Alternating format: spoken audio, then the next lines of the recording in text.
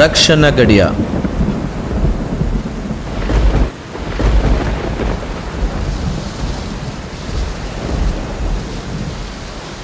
భయపడకు దేవుని బిడ్డలారా, నీకు జయమిచ్చే దేవుడు నీకు తోడుగా ఉన్నాడు, నీకు విజయమిచ్చే దేవుడు నీకు తోడుగా ఉన్నాడు. ఈ శాపమునితి నేటి రాత్రి యేసు ప్రభు ఆశీర్వాదకరంగా మార్చబోతూ ఉన్నాడు. యేసు ప్రభువే నీ శాపాన్ని పరిపూర్ణంగా తీసివేసే దేవుడు. ఆయనే నీ కొరకే శాపమైనని. ఆ తర్వాత ఈ ప్రార్థన చెప్పండి. అందరి చేతులు పైకెత్తండి. యేసయ్యా, నేను పాపిని. దేవుడు మీ శాపాలన్నిటినీ యేసు ప్రభు వారు మార్చుకున్నాడు. యేసు ప్రభు గాలిని తగిలినట్లయితే స్వస్థత, పరిశుద్ధాత్మ దేవుడు నీకు రాత్రి నీ భయపడ వ్యాధితో అక్కడ చేయబడి ప్రార్థన చేయి. యేసయ్యా, నన్ను ముట్టు.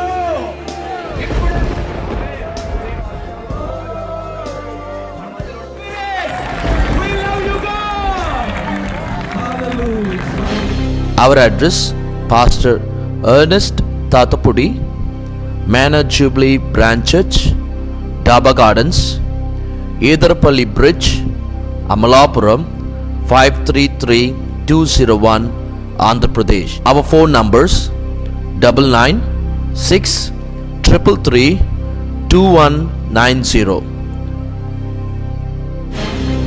మీ అందరికి ఒక శుభవార్త.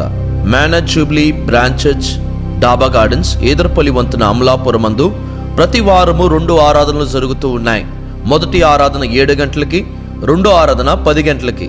మిమ్మల్ని అందరినీ ప్రేమతో ఆహ్వానిస్తూ ఉన్నాం. మా ఫోన్ నంబర్ 996-333-2190. మనం చేయవలసిన కొన్ని విషయాలు ఈ యొక్క ఉదయకాలం మందు మీతో పంచుకోవాలని కోరుతున్నాను. మొదటి తిమోతి అపోస్తలుడైన పౌలు తిమోతికి రాసిన మొదటి పత్రిక 6వ అధ్యాయము 11వ వచనం మనం చూద్దాం. అపోస్తలుడైన పౌలు తిమోతికి రాసిన మొదటి పత్రిక 6వ అధ్యాయము 11వ వచనం. దైవజనుడా, నీవైతే వీటిని విసర్జించి నీతిని భక్తిని విశ్వాసమును ప్రేమను ఓర్పును సాత్వికమును సంపాదించుకొనుటకు ప్రయాసపడుము. ప్రార్థన చేసుకుందాం. పరిశుద్ధుడైన మా తండ్రి, నీకు వందనాలు. ఈ ఉదయకాలం మందు ఏదరపల్లిలోని మన్నా జూబ్లీ చర్చిలో నీ వాక్యం అందించడానికి నువ్వు మాకు అనుగ్రహించిన ఈ చక్కటి సమయాన్ని బట్టి నీకు వందనాలు చెల్లిస్తున్నాను. యేసయ్యా, నీ వాక్యం విత్తుచుండగా నీ యొక్క ప్రజల హృదయంలో దాన్ని నాటండి. మా తండ్రి, దానికి స్పందించిన వారాయి నీ వాక్యానుసారంగా చేయు కృపను వారికి దయచేయమని కోరుచున్నాం. మా తండ్రి, నీ మందిరంలో ఉన్న ప్రతి వారిని కూడా దీవించి ఆశీర్వదించండి. మొదటి ఆరాధనలో పాలు పొంది గృహాలకు వెళ్ళే కుటుంబాలు కూడా దీవించండి. నీ కృపా కాపుదలు దయచేయండి. ఈ సంవత్సరాంత కాలంలో, సంవత్సరాంత దినములో మా దేవా సంఘంలో ఉన్న ప్రతి వారి పట్ల నీ ప్రత్యేకమైన కార్యమును జరిగింపచేసి మా తండ్రి వారి జీవితంలో నీకు సమర్పింపబడిన వారుగా నీ మార్గంలో ముందుకు సాగుటకు నీ సహాయమును దయచేయమని కోరుచున్నాం. నీ కృపను దయచేయండి.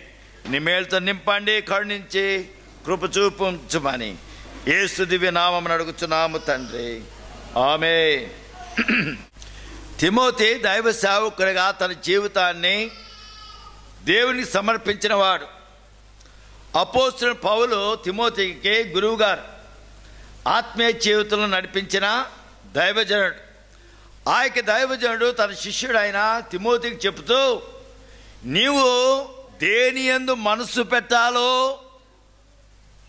దేన్ని విసర్జించాలో ఈ విషయాలు ఆయనకు తెలియపరుస్తూ ఉన్నాడు. దేవునికి ప్రజలుగా, సంఘ బిడ్డలుగా మనము కూడా ఇది మనకు వర్తిస్తుంది. ఆనాడు దైవజనుడైన పౌలు గారు తిమోతి గారికి రాసిన విషయాలు పరిశుద్ధ గ్రంథంలో వ్రాయబడి ఉన్నదంటే కారణం అది మనము కూడా అనుసరించవలసిన ఆవశ్యకత ఉంది. దాన్ని బట్టే పరిశుద్ధాత్మ దేవుడు ఈ యొక్క పరిశుద్ధ గ్రంథంలో మన కొరకు ఏర్పాటు చేశాడు. ఇక్కడ చెప్తున్నది నీతిని భక్తిని, విశ్వాసమును, ప్రేమను, ఓర్పును, సాత్వికమును మనము కలిగి ఉండుటకు ప్రయాసపడాలని దేవునికి ప్రజలుగా, దేవునికి బిడ్డలుగా దేవునికి వాక్యం మనకు సెలవిస్తూ ఉన్నది. దేవునికి స్తోత్రం. హల్లెలూయా, హల్లెలూయా. కాబట్టి ప్రభు యొక్క వాక్యం మనతో మాట్లాడుచుండగా మన జీవితాలు వీటి ప్రకారం మనం చేయగలుగుతున్నామా లేదా అన్నది ఒకసారి మనం పరిశీలన చేసుకోవాలి. దేవునికి వాక్యంలో ఇంకా మనం చూసినట్లయితే విసర్జించమని కూడా చెప్తుంది. ఏది విడిచిపెట్టాలో, ఏది అనుసరించాలో దేవునికి వాక్యంలో మనం చూడగలుగుతున్నాం. విసర్జించవలసినవి, విడిచిపెట్టవలసినవి విడిచిపెట్టి దేని మీద మన యొక్క మనస్సు కేంద్రీకరించాలో వాటి యందు మన మనస్సును కేంద్రీకరించి ఆ యొక్క క్రైస్తవ విధానంలో ప్రభు యొక్క మార్గములో మనం ముందుకు సాగవలసిన వారముగా మనం ఉన్నాము. దేవునికి స్తోత్రం. హల్లెలూయా. కాబట్టి ప్రభు యొక్క వాక్యము సూచించుతున్న విధముగా మనము సాధించవలసిన వాటి యందు మనసు పెట్టి మనం ముందుకు సాగవలసిన వారంగా ఉన్నాం.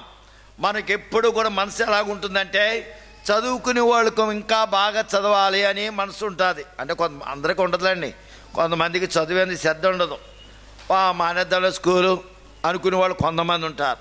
కొంతమంది చదువుకోవాలి, నేను పెద్దగా ఉన్నత స్థాయికి వెళ్ళాలి, మంచిగా నేను జీవించాలని ప్రయాసపడే వాళ్ళు ఉంటారు. కొంతమంది ఏదో విధంగా డబ్బు సంపాదించాలని అనుకుంటారు. ఏమనుకుంటారు? ఏదో విధంగా డబ్బు సంపాదించాలి, డబ్బే వాళ్ళకి ప్రాముఖ్యత, డబ్బు సంపాదించడమే వారికి కావాలి.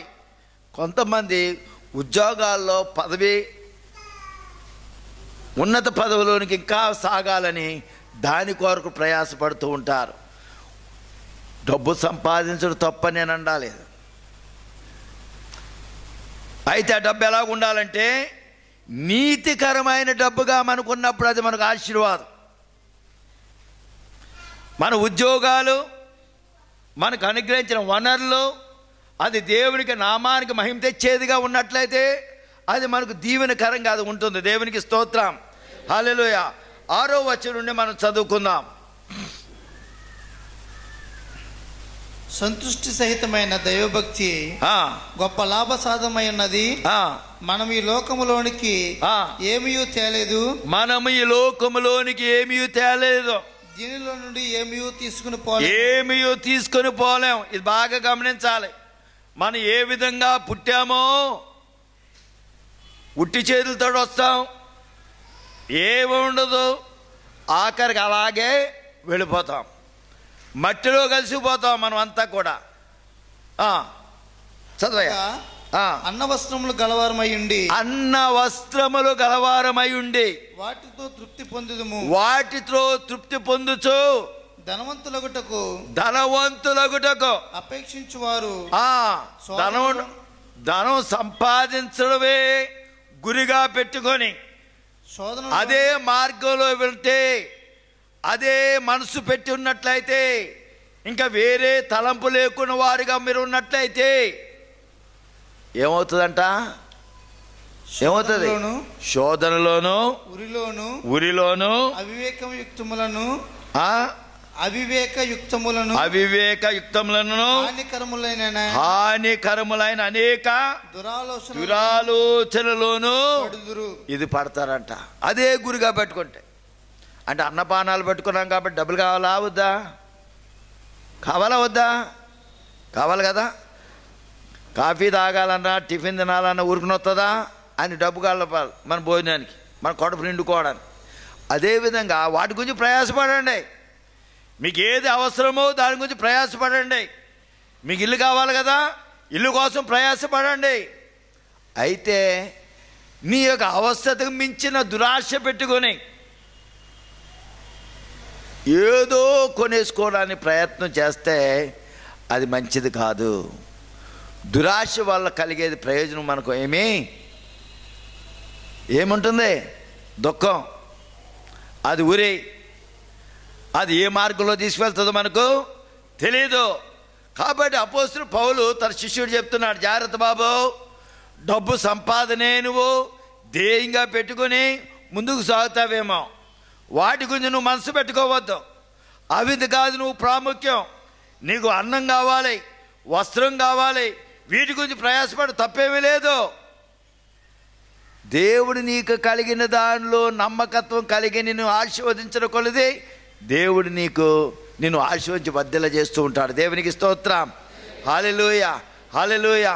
కాబట్టి దేవుని యొక్క వాక్యానుసారంగా, ఆయనకి నీతిని అనుసరించువానిగా, ఆయనకు ఆజ్ఞలను అనుసరించువానిగా మనం ఎప్పుడైతే ఉండి ఆయనకు మార్గములో ముందుకు సాగుతామో మనము దేవునికి ఆశీర్వాదములు పొందుకున్న వారంగా మనం ఉండడానికి వీలు కలుగుతుంది. సంఘముగా ఉన్న మనము నీతిగా ఉండడానికి మనం ప్రయత్నం చేయాలి. సంఘం అంటే ఎవరో?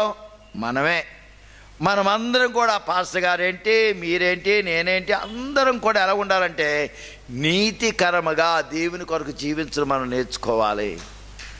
తిండి కోసం కష్టపడడంలో తప్పేవి లేదు, అది అవసరమే.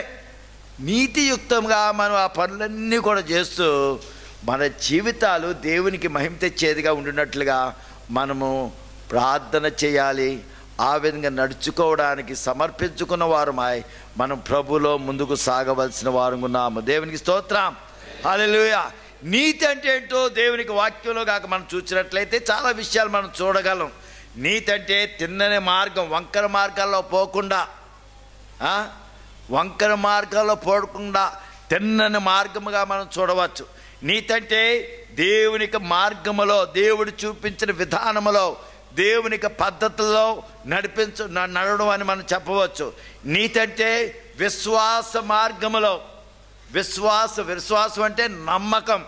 దేవుడు చూపించిన మాట ప్రకారం, దేవుడు తెలియపరిచిన ప్రకారం నమ్మకముగా జీవించడం, భక్తి జీవితం కలిగి ఉండడం. ప్రభు యొక్క వాక్యమును అనుసరించచ్చు భక్తి జీవితం కలిగిన వారమై మనం దేవునిలో నడవవలసిన వారంగా ఉన్నాము. అదేవిధంగా మనం చూసినప్పుడు దేవునికి ప్రేమ మన కొరకు ఏ విధంగా చూపించబడిందో మనము కూడా దేవునికి ప్రేమను చూపించడం కూడా నీతి మార్గంలో ఒకటిగా మనం చూడగలుగుతున్నాం. మన తోటి వారిని ప్రేమించడం, పక్షపాతం లేని ప్రేమ, పక్షపాతం లేని ప్రేమ. వారంటే కొద్దిగా ఎక్కువ ప్రేమించడం, వీరంటే తక్కువగా ప్రేమించడం, ఆ వీధిలో ఉన్నవాడిని ఒక విధంగా ప్రేమించడం, ఇంకో వీధిలో ఉన్నవాడిని ఇంకో విధంగా ప్రేమించడం, అది తప్పుడు మాటలు. ఆ పద్ధతుల్లో కాకుండా మనం అందరం కూడా ఒకరినొకరు ప్రేమనురాగము, పక్షపాతము లేని ప్రేమనురాగములో మనము ముందుకు సాగవలసిన వారు ఉన్నాము. మన విశ్వాసములు, మన క్రియలు, మనం ఏ విశ్వాసంలో ఉన్నామో, ఏ యొక్క నియమములు పాటించేవారుగా నమ్మిన వారుగా ఉన్నామో ఆ యొక్క నియమాలు పాటించేవారుగా మనం ఉన్నప్పుడు నీతి మార్గంలో జీవించుతున్నామని మనం చెప్పగలం. ఇవన్నీ చేయడం ద్వారా మనం ఏం చేస్తామంటే దేవుణ్ణి సంతోష పెడతాం. దేవునికి స్తోత్రం. హల్లెలూయా, హల్లెలూయా. యథార్థమైన హృదయం కలిగిన వారమై, ప్రేమ కలిగిన వారమై, తిన్నని మార్గంలో, ప్రభు చూపించిన మార్గంలో, వంకర మార్గంలో పోకుండా తిన్నని మార్గంలో మనం ముందుకు సాగువారుగా మనం ఉన్నప్పుడు, భక్తి జీవితంలో మనం ఉన్నప్పుడు, విశ్వాస మార్గములో నమ్మకముగా మనం ఉన్నప్పుడు దేవునికి మెండైన ఆశీర్వాదాలు మనం పొందుకోవడానికి వీలు కలుగుతుంది. దేవునికి స్తోత్రం. హల్లెలూయా. కాబట్టి మనం ఎటువంటి మార్గంలో మనం జీవిస్తున్నామో ఆ యొక్క తిన్నని మార్గములో దేవునికి ప్రేమలో మనం ముందుకు సాగుతున్నామో లేదో, ఆ యొక్క మచ్చాడాగు లేని వానిగా మనం ప్రభు కొరకు జీవిస్తున్నామో లేదో మనం చూసుకోవాలి. మనం దేవుని బిడ్డలమనే సమాజం సమాజంలో మన గురించి చెప్తున్నారు, క్రైస్తవులు అని చెప్తున్నారు. క్రైస్తవులు అంటే క్రీస్తును అంగీకరించిన ప్రజలు. క్రీస్తును అంగీకరించిన ప్రజలు క్రీస్తు యొక్క మార్గములో బోధల ప్రకారం మనం జీవిస్తున్నామో లేదో మనం ఒకసారి ఆలోచించుకోవాలి, పరిశీలన చేసుకోవాల్సిన వారు ఉన్నాం. అటువంటి నీతి మార్గంలో, దేవునికి మార్గంలో మనం ఎప్పుడైతే ముందుకు సాగుతామో దేవుడు అద్భుతకరంగా మనల్ని దీవించి ఆశీర్వదించి ఆయన మనల్ని నడిపించేవాడిగా ఉంటాడు. దేవునికి స్తోత్రం. హల్లెలూయా. ఎటువంటి మార్గంలో మనం ఉంటున్నామో ఒకసారి మనం పరిశీలన చేసుకోవాలి. యోహాను సువార్త 8వ అధ్యాయం 46వ వచనం మనం చూసినప్పుడు, యోహాను సువార్త 8వ అధ్యాయము 46వ వచనం చదువుకుందాం. నా యందు పాపమున్నదని మీలో ఎవడు స్థాపించును నేను సత్యము చెప్పుచున్న ఎడల మీరు నన్ను ఎందుకు నమ్మరు. ఇది ప్రభు అడుగుతున్న మాట. నాలో పాపమున్నదని ఎవడు స్థాపిస్తాడు? ఒకవేళ ఆయనలో పాపము లేదని మనము నమ్మినప్పుడు ఆయన మాటను మనం ఎందుకు విశ్వసించడా లేదు, ఆయన మాట ప్రకారం ఎందుకు చేయడా లేదు అని ప్రభు మనను అడుగుతూ ఉన్నాడు. ప్రభు కోరుకునేది అదే. ఆయన మనకు పవిత్రుడుగా, పరిశుద్ధాత్మ దేవుడుగా, మనల్ని రక్షించే రక్షకుడుగా ఆయన లోకానికి వచ్చాడు. నిన్ను నన్ను రక్షించుకున్నాడు తన రక్తమును చిందించడం ద్వారా. మనం అంగీకరించినప్పుడు మనం చేయవలసిన పని ఏంటి? ఆయన మాటల ప్రకారము, ఆయన బోధ ప్రకారము, ఆయన చెప్పిన ప్రకారము, ఆయన వాక్యములో పరిశుద్ధాత్మ దేవుడు మన కొరకు రాసిన ఈ పరిశుద్ధ గ్రంథములో చెప్పబడిన మాట ప్రకారం జీవించడానికి మనం ప్రయత్నం చేయాలి. ఆ ప్రకారం నడుచుకునే వారిగా ఉండాలి. అందుచేతనే నీతి కలిగిన వానిగా, భక్తి మార్గమును కలిగిన వారిగా మనం ఉండాలని ప్రభు కోరుతున్నాడు. దేవునికి స్తోత్రం. ప్రేమనురాగము కలిగిన వారుగా, సహనము ఓర్పు కలిగిన వారిగా మనం ఉండాలని పరిశుద్ధాత్మ దేవుడు మనం కోరుతున్నాడు. ఇటువంటి స్వభావం మనం కలిగి ఉన్నామా లేదా? ఆ సహనం మనం కలిగి ఉన్నామా లేదా? ఆ భక్తి జీవితం మనం కలిగి ఉన్నామా లేదా? ఆ ప్రభు యొక్క మార్గంలో మనం నడవగలుగుతున్నామా లేదా? దేవునికి నామాన్ని ఇతరులకు తెలియజెప్పేవారుగా అటువంటి మార్గంలో మనం ఉన్నామా లేదా అన్నది ఒకసారి మనం చూసుకోవాల్సిన వారు ఉన్నాము. దేవునికి స్తోత్రం. హల్లెలూయా. యేసు ఆయన బోధించిన ప్రకారం ఆయన జీవించాడు. ఆయన బోధించిన ప్రకారం ఆయన జీవించాడు. అదేవిధంగా మనము కూడా యేసు ప్రభు యొక్క బోధనలు నమ్మిన మనము కూడా ఆయన జీవించిన ప్రకారం జీవించడానికి మనము ప్రయత్నం చేయాలి. మనం కష్టపడాలి. మనం ఆ విధంగా ముందుకు సాగాలి. అదేవిధంగా మనం చూసినప్పుడు యేసు ప్రభువు తన యొక్క ఉద్దేశానుసారంగా, తన యొక్క ఇష్టానుసారంగా జీవించాలని కోరుకోలేదు. ఎవరు ఉద్దేశానుసారంగా జీవించాలని కోరాడు? ఆయన దేవుని యొక్క చిత్తమును నెరవేర్చాలని, తండ్రి అయిన దేవుని చిత్తమును నెరవేర్చాలని ప్రభు కోరుకున్నాడు. యేసు ప్రభు కోరుకున్నాడు. అదేవిధంగా దేవునికి ప్రజలైన మనమందరం కూడా ప్రభు యొక్క చిత్తానుసారంగా నడుచుకోవడానికి మన జీవితాలు సిద్ధపాటు చేసుకొని సమర్పించుకున్న వారమై ఆయనకు అప్పగించి, ఆయన అప్పగించిన పనిలో నమ్మకముగా మనము ముందుకు సాగవలసిన వారు ఉన్నాము. దేవునికి స్తోత్రం. హల్లెలూయా, హల్లెలూయా. దేవుడు ఏ పని నీకు అనుగ్రహిస్తే ఆ పనిలో మనం నమ్మకంగా ఉండాలి. చూడండి, వ్యవసాయదారుడు ఉంటాడు. ఆయన గట్టు మీద నిలబడి ఉంటాడు. గట్టు మీద నిలబడి కర్రలో చేతిలో ఏముంటుందండి? ఆయనకు వ్యవసాయదారుడికి ఏముంటుంది? సాధారణంగాను కర్ర ఉంటుంది. ఆ కర్ర తనకి దొడ్డులోనికి ఏ పాము వచ్చినా చంపడానికి, అవునా? ఏదైనా హానికరమైనది ఏదైనా ఉంటే దాన్ని వల్ల తనకు ఏ విధమైన హాని కలగకుండా వ్యవసాయదారుడు ఒక కర్రకు పట్టుకుని ఉంటాడు. ఆ పొలంలో పనిచేసే వాళ్ళకి అందరికీ కర్రలు ఉంటాయా? ఉండవు. వాళ్ళు చిట్టు చేతితో ఉంటారు. వాళ్ళు పనిచేసేవాళ్ళుగా ఉంటారు. వ్యవసాయదారుడు మాత్రం కర్ర పట్టుకొని ఆ గట్లంతా తిరుగుతూ పనిచేస్తూ ఉన్న వారిని అందరూ పర్యవేక్షిస్తూ ఉంటాడు. ప్రభువు యొక్క పనులు, అటువంటి పనిలో నీకు ఇచ్చాడనుకోండి, ఆ పనిలో నమ్మకంగా ఉండాలి. పనిచేసేవానిగా దేవుడు మనల్ని నియమించాడు అనుకోండి, ఆ పనిలో మనకు నమ్మకంగా మనం ఉండాలి. దేవునికి స్తోత్రం. ఏ పని మనకు అనుగ్రహిస్తే ఆ పనిలో మనం నమ్మకంగా. ఉబేదేదేమో దేవునికి మందస్సం తన యొక్క గృహంలో ఉన్నప్పుడు చాలా అత్యధికంగా దీవింపబడి ఆశీర్వదింపబడ్డాడు. దేవునికి మందస్సం, దేవునికి సన్నిధి ఆయనకి ఇంట్లో ఉంది. దేవునికి సన్నిధి ఆయన ఇంట్లో ఉన్నదంటే ఇంకా ప్రజలందరూ ఎంత గొప్పగా చూస్తారో ఆయన. చూస్తారో చూడరా? ముఖ్యంగా మన భారతదేశంలో అయితే ఏదైనా ఓ రూపం కనిపించిందంటే మన ఏదో ఒక కాయగూర ఏదోనంట తొండంతో ఇలాగ వచ్చిందంట, అదో పెద్ద వింత. ఇటువంటి చాలా క్రియేట్ చేసేసి చాలా అట్టాసం చేస్తాం. ఈ ఒబేదేదము దేవునికి సన్నిధాన్ని కలిగి ఉన్నప్పుడు ఆయన దీవింపబడి ఉన్నాడు, వదిలుతూ ఉన్నాడు. దేవునికి మనసు వెళ్ళిపోయింది, అయినప్పటికీ దేవుని ఆయన విడిచిపెట్టలేదు.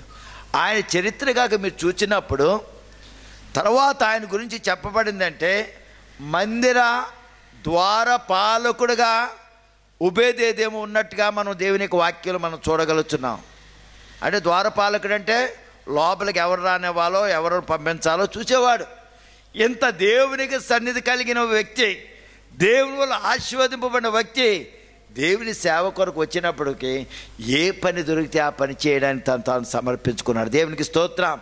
ఎంత హోదాలని వెళ్ళానే, దేవుని మందస్సు నా ఇంట్లో ఉంది, నేను ద్వారపాలకుడిగా వాచ్మ్యాన్గా నేను ఉండడం ఏంటి అనుకున్నాడా? లేదు, అలాగనుకోలేదు. ద్వారపాలకుడుగా ఆయన ఉన్నట్లుగా ఒబేదేదెం గురించి మనం చూడగలుగుతున్నాం. కాబట్టి ప్రియ సోదరుడా, ప్రియ సహోదరి, దేవునికి సేవలో నేను ఏ పనికి పిలిచినట్లయితే ఆ పనిలో మనం నమ్మకంగా ఉండాలి, స్థిరంగా ఉండాలి, యథార్థంగా ఆయన సేవించే విధంగా ఉండాలి.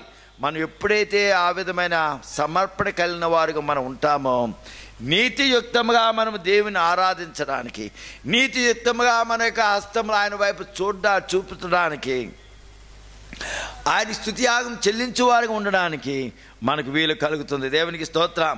అదేవిధంగా యోహాను పత్రిక 6వ అధ్యాయం 38వ వచనం కూడా చూద్దాం.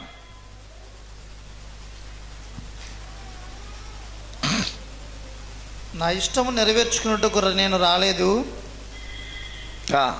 నా ఇష్టము నెరవేర్చుకున్నటకు నేను రాలేదు, నన్ను పంపిన వాని చిత్తము నెరవేర్చుటకే, నన్ను పంపిన వాని చిత్తము నెరవేర్చుటకే పరలోకం నుండి దిగి వచ్చి తిని, పరలోకం నుండి దిగి వచ్చి తిని, ఆయనను నాకు అనుగ్రహించిన దానిని అంతటిలోనే నేనేమీ పోగొట్టుకొనక అంచె దినమున దాన్ని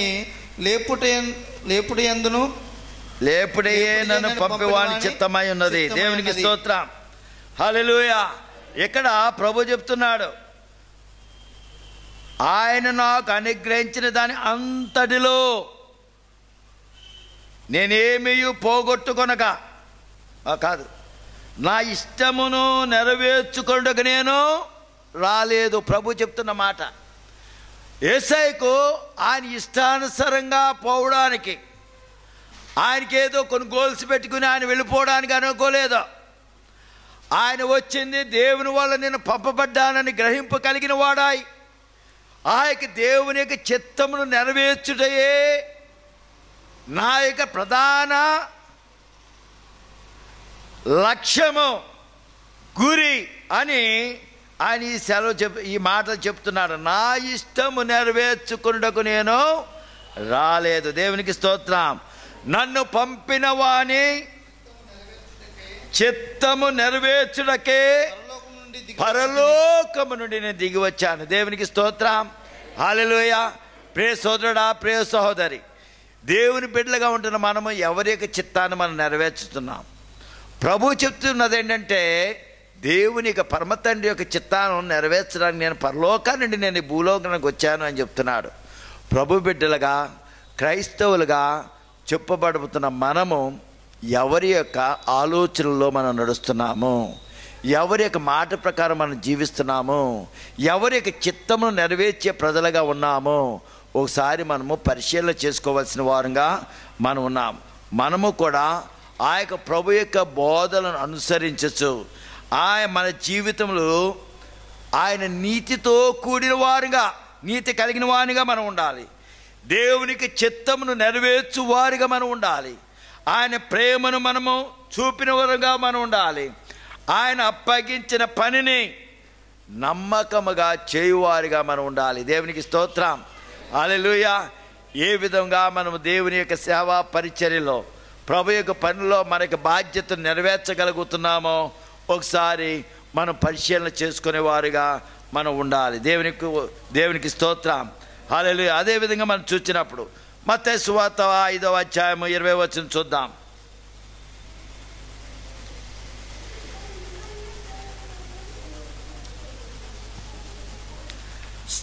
శాస్త్రుల నీతి కంటేను శాస్త్రుల నీతి కంటేను పరిసయ్యుల నీతి కంటేను పరిసయ్యుల నీతి కంటేను మీ నీతి అధికము కాని ఎడల నీ నీతి అధికము కానేరా మీరు పరలోక రాజ్యంలో ప్రవేశింపనేరని మీరు పరలోక రాజ్యములో ప్రవేశింపనేరని మీతో చెప్పుచున్నాను. ప్రభు చెప్తున్నాడు, శాస్త్రులు అంటే జ్ఞానవంతుల నీతి కంటేను పరిసయ్యులు ఏదో భక్తి మార్గమని నడుచుకునే వారి కంటేను మీ నీతి, ఎవరి నీతి అది? మన నీతి. దేవునికి స్తోత్రం, హల్లెలూయా.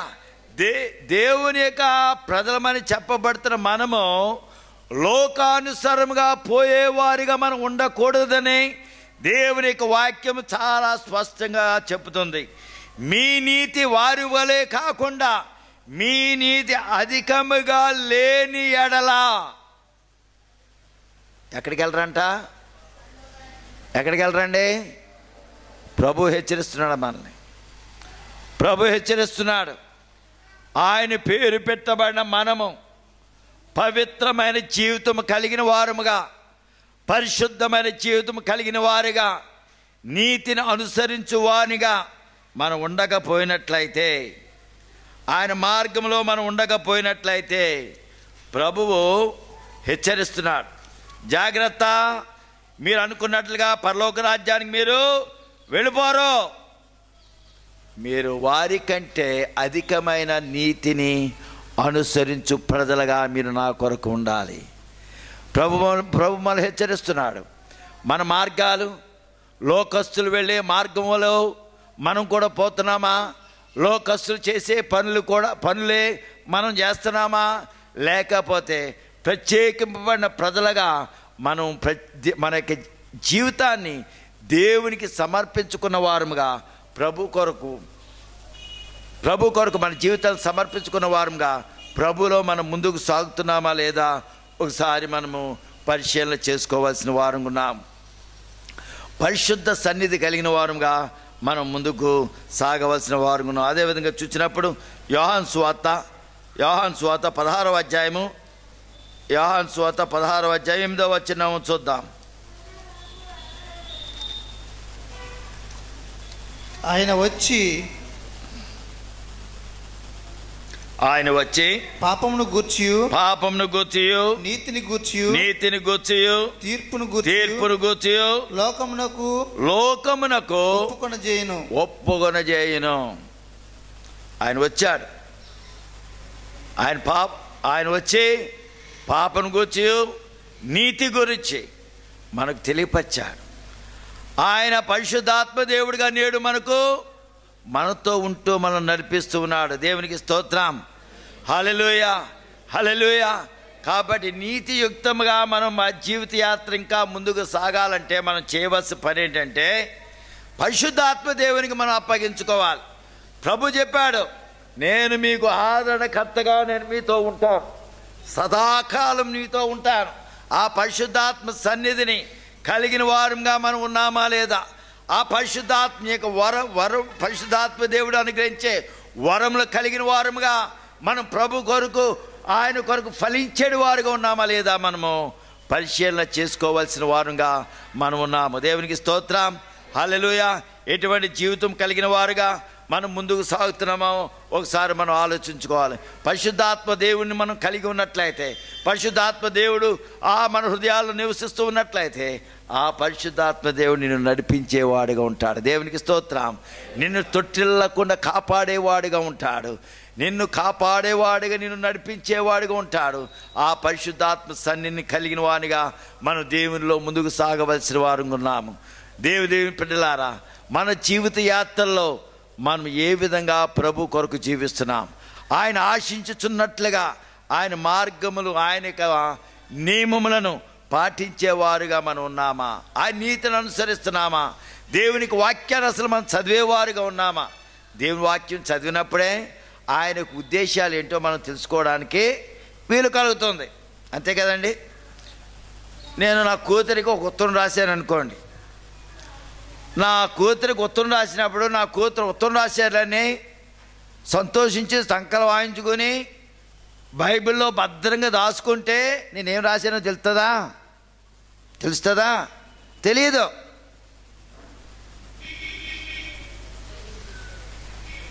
మీకు మన ప్రధానమంత్రి గారి దగ్గర నుంచి ఉత్తరం వచ్చిందనుకోండి,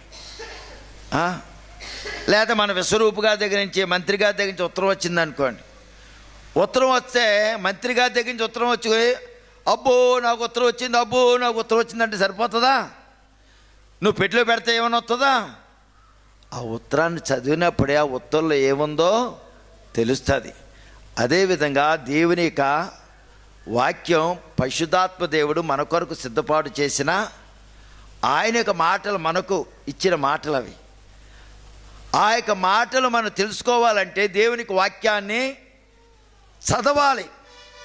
ఆ దేవునికి వాక్యాన్ని చదివినప్పుడు, దాన్ని అనుసరించినప్పుడు ఆ యొక్క నీతి మార్గంలో, భక్తి మార్గంలో, విశ్వాస మార్గంలో, ప్రేమ మార్గంలో సాత్వికము కలిగిన వారిగా, ఓర్పు కలిగిన వారిగా మనము దేవునికి మార్గంలో జీవించడానికి వీలు కలుగుతుంది. దేవునికి స్తోత్రం, హల్లెలూయా. ఎటువంటి మార్గంలో నీ జీవిత యాత్ర ఉంది? నీవు ఆ యొక్క నీతిమంతునిగా, నీతి వస్త్రము కలిగిన వానిగా, నీతి ఫలాలు ఫలించేవానిగా నువ్వు ఉన్నావా లేదా? దేవునికి మందిరంలో మనం చూసుకోవాలి. మనము జీవించిన జీవితం ద్వారా ప్రభు యొక్క మార్గమును ఇతరులు తెలియపరిచేవారుగా ఉన్నామా లేదా? మన జీవితాలు ఇతరులకు ఆశీర్వాదకరంగా ఉండాలి. ప్రభు యొక్క వాక్యం చెప్తుంది, మీరు లోకమునకు వెలుగై ఉన్నారు. ఆయన లోకానికి వెలుగుగా ఉండడం మాత్రమే కాదు, ఆయన అనుసరించిన మనల్ని అందరినీ కూడా ఏమని చెప్పాడు ఆయన? మీరు లోకానికి వెలుగై ఉన్నారు. ఇప్పుడు వెలుగుగా ఉన్న మనము చీకటిలో ఉండి నశించిపోతున్న వారికి వెలుగు చూపించేవారుగా మనం ఉండాలి. అటువంటి వెలుగు మనం గాక చూపించకపోయినట్లయితే మన జీవితాలు, మన ఆత్మీయ జీవితాలు ఎవరికి కూడా ఉపయోగకరంగా లేదు. ప్రభు కోరుతున్నది ఏంటంటే మన జీవితాలు ఇతరులకు ఆశీర్వాదకరంగా ఉండాలి, ఇతరులకు మాదిరికరంగా ఉండాలి, ఇతరులకు వెలుగు చూపించేదిగా, చీకట్లో ఉన్న వారికి మార్గంలోని, సరైన మార్గంలోనికి నడిపించేవారుగా మనం ఉండాలని పరిశుద్ధాత్మ దేవుడు కోరుతూ ఉన్నాడు.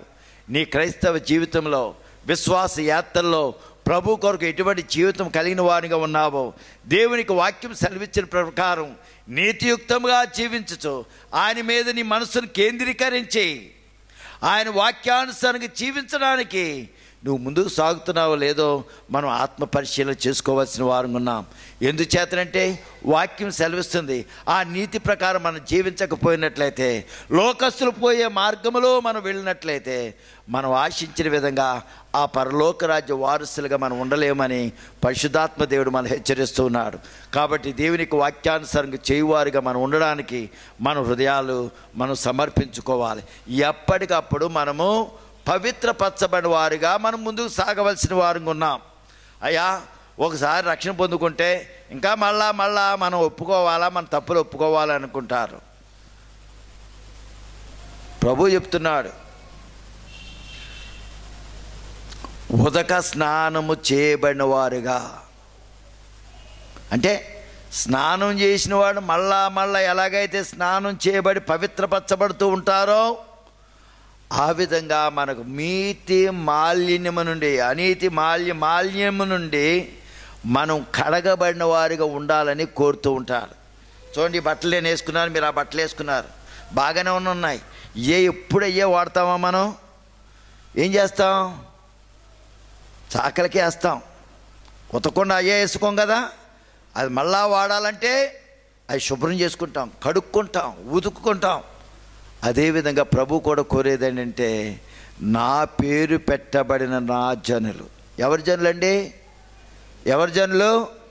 నా జనులు అంటే ఎవరైతే ప్రభుని అంగీకరించున్నారో వారితో చెప్తున్నాడు, వారి యొక్క చెడు మార్గములను విడిచిపెట్టి. చూడండి, దినవృత్తాంతములు 7వ అధ్యాయం 14వ వచనం అనుకుంటా, చూడండి. నా పేరు పెట్టబడిన నా జనులు, 2వ దినవృత్తాంతములు 7:14, నా పేరు పెట్టబడిన నా జనులు తమను తాము తగ్గించుకొని ప్రార్థన చేసి నన్ను వెదకి ఏం విడిచిపెట్టాలంట? తమ చెడు మార్గములు అంటే దేవునికి బిడ్డలుగా నడుచుచున్నవారు కూడా, ప్రభు బిడ్డలుగా ఉన్నవారు కూడా అంటుకున్న ఆ యొక్క అంటులు, ఆ యొక్క మచ్చలు అవన్నిట్లు కూడా పోవాలంటే మన చెడు మార్గములను విడిచిపెట్టా నా పేరు పెట్టబడిన నా జనులు తమ్ముడు తాము తగ్గించుకుని చెడు మార్గం విడిచిన ఎడలా ఆకాశము నుండి నేను వారి ప్రార్థనలను విని వారి పాపమును క్షమించే, దేవునికి స్తోత్రం, వారి దేశమును స్వస్థపరచెదను. మన దేశము, మన గ్రామము, మన పట్టణము, మన జిల్లా, మన రాష్ట్రం బాగుపడాలంటే దేవుని ప్రజలైన మనం చేయవలసిన బాధ్యత ఇక్కడ మనకు చూపుతూ ఉన్నాడు. మనకు కూడా అంటు రోగాలన్నీ కూడా తొలగించుకోవాలి. మన చెడు మార్గంలన్నీ కూడా విడిచిపెట్టాలి. ఆ తిన్నని మార్గములో, ఆ నీతి మార్గములో మనం ఉన్నామా లేదా స్వపరిశీలన చేసుకోవాల్సిన వారంగా ఉన్నాం. ఆ తిన్నని మార్గంలో మనం లేకుండా మనం ఏదో మనకి నీతి అనుకుని మన ఇష్టానుసారంగా మనం జీవించినట్లయితే అటువంటి వారితో ప్రభు చెప్తున్నాడు, నీ చెడు మార్గాన్ని విడిచిపెట్టు. నీ గ్రామం నాశనం అయిపోతుందంటే, నీ పట్టణం, నీ జిల్లా, నీ రాష్ట్రం, నీ దేశం నాశనం అయిపోతుందంటే కారణం ముఖ్యంగా ఎవరైతే ఆయనను రక్షణకు అంగీకరించి ఆయన మార్గంలో నడవడాలేదో వారి వల్ల ఇతరులకు కూడా కీడు వస్తుంది. అందుచేతనే ప్రభు చెప్తున్నాడు, మీ చెడు మార్గములు విడిచిపెట్టి ప్రార్థన చేసినట్లయితే మీ పాపములు క్షమించి మీ దేశాన్ని దేవుడు నీ ఒక్కళ్ళలో కార్యం చేస్తానని చెప్పడం లేదు.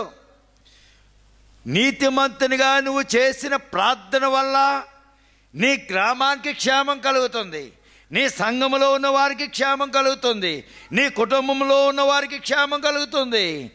అట్టి విశ్వాసమైన నీతియుక్తమైన జీవితము కలిగిన వారుగా మనం ముందుకు సాగవలసిన వారు ఉన్నాము. దేవునికి స్తోత్రం, హల్లెలూయా. మీ సమర్పణ జీవితము ఏ విధంగా ఉందో ఒకసారి మీరు ఆలోచించుకొని సంపూర్ణంగా దేవుని సమర్పించుకున్న వారిగా, దేవునికి వాక్యానుసారంగా చేయవారిగా, ఆ యొక్క నీతి భక్తి కలిగిన వారిగా, ప్రేమను కలిగిన వారిగా, ఆ యొక్క దేవునికి ప్రేమను ఇతరులకు పంచిపెట్టువానిగా, ఓర్పు, ఒకరికొరకు ఒకరు ఓర్పు, సాత్వికం కలిగిన వారిగా మనం ఉండాలి. అటువంటి కలిగిన వారిగా మనం ఉంటూ దేవునికి మార్గములో పరిశుద్ధమైన జీవితం కలిగి, నీతియుక్తమైన జీవితం కలిగి అనేకులను ప్రభు యొక్క మార్గంలోనికి నడిపించడానికి మనం ముందుకు సాగాలని నేను మీకు మనవి చేస్తున్నాను. దేవునికి స్తోత్రం, హల్లెలూయా. దేవునికి మందిరానికి రావచ్చు, దేవునికి ఘనమైన కానుక ఇవ్వచ్చు, దేవునికి పనిలో మీరు సహకరించవచ్చు. అయితే మీరు నీతియుక్తమైన జీవితం కాక లేకపోయినట్లయితే మీ యొక్క ఫలాలు ఫలించేవారుగా మీరు ఉండరు. ఫలించే వారిగా ఉండాలంటే నీతియుక్తమైన జీవితం కలిగిన వారై, ప్రేమనురాగము కలిగిన వారై, ఓర్పును సాత్వికము కలిగిన వారుగా, సహనము కలిగిన వారుగా మీరు మనమందరం కూడా ముందుకు సాగవలసిన వారు ఉన్నాం.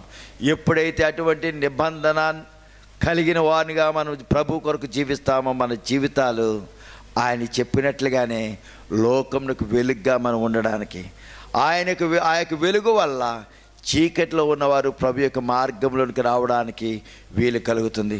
కాబట్టి ప్రియ సోదరుడా, ప్రియ సహోదరి, నీ యొక్క మార్గంలో దేవుని కొరకు ప్రత్యేకింపబడి ఆయన కొరకు సమర్పించుకున్న వానిగా, నీతియుక్తముగా, భక్తితో కూడినదిగా, సహనము కలిగిన వానిగా, ప్రేమ కలిగిన వానిగా, ఓర్పు కలిగిన వానిగా నువ్వు ఉన్నావా లేదో ఒకసారి నువ్వు ఆలోచించుకొని నీ ఆత్మీయ జీవితం ఇవన్నీ కూడా పొందుకొని నువ్వు ఇతరులకు ఆశీర్వాదకరంగా ఉండడానికి, ఇతరులను దేవునికి సరిగ్గా నడిపించువానిగా ఉండడానికి నీ యొక్క హృదయాన్ని, నీ జీవితాన్ని సిద్ధపాటు చేసుకొని నూతన సంవత్సరం ఇంతవరకు ఎటువంటి ఫలాన్ని మనం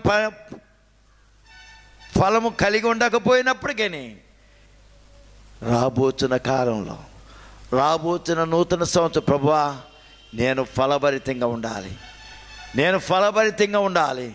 నేను ఇతరులకు జీవాన్ని ఇచ్చేవాడిగా ఉండాలి, ఇతరులకు సువాసన ఇచ్చేవాడిగా ఉండాలని సమర్పణ కలిగిన వాడిగా మనం ఉండవలసిన వారు. సువాసన ఇతరులను ఏం చేస్తుందండి? ఆకర్షిస్తుంది. మనం సువాసన కలిగిన వానిగా మనం ఉండాలి, అంటే మంచి జీవితం కలిగిన వానిగా మనం ఉండాలి. మన నోరు మంచిది కాకపోతే మన దగ్గరికి ఎవరు రారు.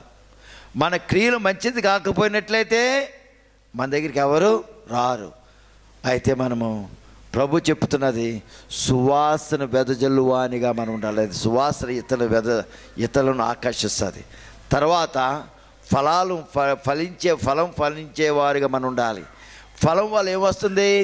శక్తి వస్తుంది, జీవం వస్తుంది. ఆ విధమైన జీవము కలిగిన వానిగా మనం ప్రభువులో ముందుకు సాగాలి, ఇతరులను నడిపించేవారుగా మనం ఉండాలి. అటువంటి సమర్పణలో మీరు ప్రభువులో ముందుకు సాగాలని కోరుతున్నాను. ప్రార్థించుకుందాం. దయచేసి అందు కూడా తల్ల వంచండి, ప్రార్థించుకుందాం. ప్రియ సోదరుడా, ఈ సంవత్సరాంత దినాల్లో నీ ఆత్మీయ పరిస్థితి ఏ విధంగా ఉందో ఒకసారి పరిశీలన చేసుకోవాలని నేను మిమ్మల్ని కోరుతున్నాను.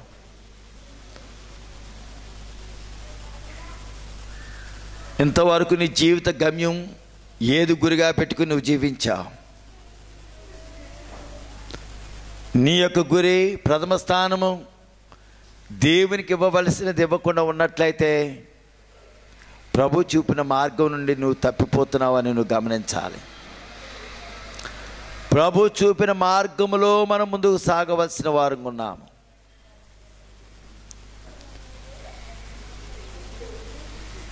నీ సంపాదనే నీకు ప్రాముఖ్యమా? నీ బిడ్డలు పోషించుకోవడమే నీకు ప్రాముఖ్యమా? ఉద్యోగాల్లో ఉన్నత స్థాయికి వెళ్ళాలంటే గురిపెట్టుకుని ఉన్నావా? ఇంకా దేవుని కాకుండా వేరు ఉద్దేశాలతో నువ్వు ఒకవేళ కలిగి ఉన్నట్లయితే ప్రభు చెప్తున్నాడు, వాటిని అన్నిటికొని ముందు నువ్వు విసర్జించమంటున్నాడు, విడిచిపెట్టమంటున్నాడు. ఆయన నీతిని వెదకమంటున్నాడు. ఆయన ప్రేమ కలిగిన వానిగా నువ్వు ఉండాలని కోరుతున్నాడు. సహనము, ఓర్పు కలిగిన వానిగా ఉండాలని కోరుతున్నాడు. అటువంటి జీవితం ఒకవేళ నీకు లేకుండా ఉన్నట్లయితే, నీ ఇరుగు పొరుగు వారి గురించి సహనం లేని వానిగా నువ్వు ఉన్నట్లయితే, నీ ఇరుగు పొరుగు వారికి దేవునికి ప్రేమను చూపించలేని స్థితిలో నువ్వు ఉన్నట్లయితే, నువ్వు నడుచుకున్న మార్గము, జీవించుచున్న విధానము మచ్చ డాగులతో ఉన్నదిగా, నీతి లేనిదిగా ఉన్నట్లయితే, నీ జీవితాన్ని సరిచేసుకొని పరిశుద్ధమైన హృదయంతో పవిత్రమైన జీవితం కలిగిన వానిగా నూతన సంవత్సరం నీకు ఉండాలని నేను కోరుతున్నాను. ఓ నూతన సమర్పణతో నూతన సంవత్సరానికి ముందుకు సాగు. దేవుడు నిన్ను అత్యధికంగా దీవించి ఆశీర్వదిస్తాడు. ప్రార్థించుకుందాం. పరిశుద్ధులైన మా తండ్రి, నీకు వందనాలు. మా దేవా, నీ బిడ్డలుగా మేము ఏది కలిగి ఉండాలో, ఏది ముందు వెదకాలో నీ వాక్యం ద్వారా మాకు చూపించావు. మా దేవా, నీ వాక్యంలో ఉన్న సంగతులు గ్రహింపు కలిగిన వానిగా ప్రతివారు తండ్రి మొదట దేని వెదకాలో దాని వెతుకు జ్ఞానంను దయచేయమని కోరుచున్నాం.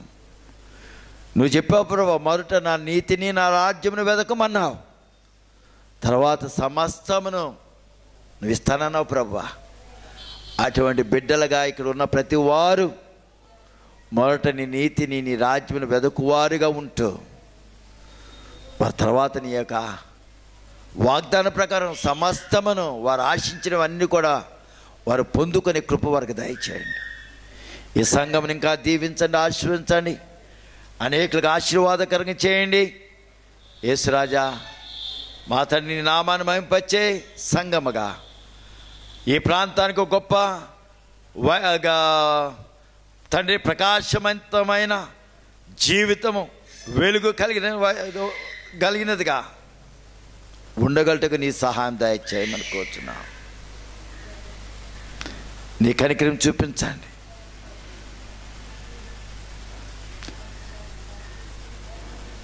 ఈ ప్రాంతానికి గొప్ప జ్యోతిగా నాయన ఈ మందిరాన్ని చేయమని కోరుచున్నా. లైట్ హౌస్ వలె చుట్టూ ఉన్న ప్రజలకు అందరికీ కూడా నీ వెలుగును ప్రకాశింపచేయుటకు, చీకటిలో ఉన్నవారు, బంధకంలో ఉన్నవారు విడిపింపబడిన వారాయి నీ మార్గంలోకి వచ్చుటకు నీ సహాయం దయచేసి నడిపించి కృప చూపించమని, నీ సేవా పరిచర్యలు కొనసాగింపచేయచ్చు నీ దాసుడు ఎర్నెస్ట్ గారిని, ఎస్తేర్ను దీవించండి, ఆశీర్వదించండి. సంఘ పరిచర్యలో సహకరించిన వారిని అందరినీ కూడా నువ్వు దీవించి వద్దల చేసి నీ సంఘ వ్యాప్తి కొరకు ఇంకా అనేకులు సహకారులను లేవనెత్తమని కోరుచున్నా. యేసయ్యా, మందిర పని గురించి కొన్ని సంధానాలు పెడుతున్నాం. అది త్వరలో పూర్తవి సంపూర్ణ స్థాయిలో నీ మందిర పరిచర్యలు ఇక్కడ త్వరలో నాయన సాగుటకు నీవే నీ గొప్ప కార్యమును జరిగింప చేయమని యేసు దివ్య నామమును అడుగుచున్నాము తండ్రి. ఆమేన్, ఆమేన్.